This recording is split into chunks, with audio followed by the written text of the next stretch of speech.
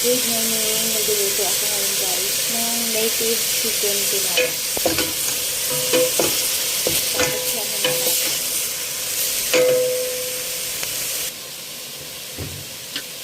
Lagyan na natin ng tubig.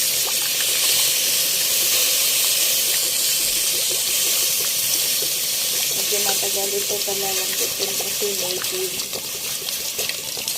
Dadamihan natin ng water.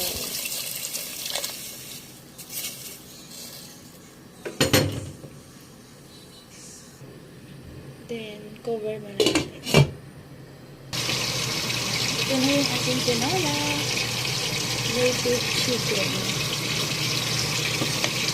Pinalitan na natin yung sabaw ng buko. Tinanggal natin yung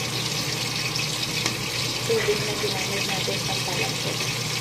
Then, malambot na kasi yung papaya. Ilagay na natin yung dahon ng sili.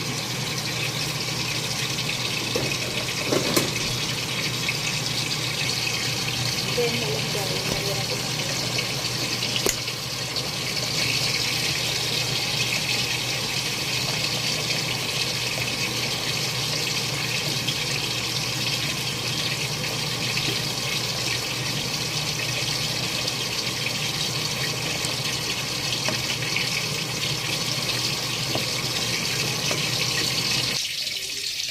Titikman na natin.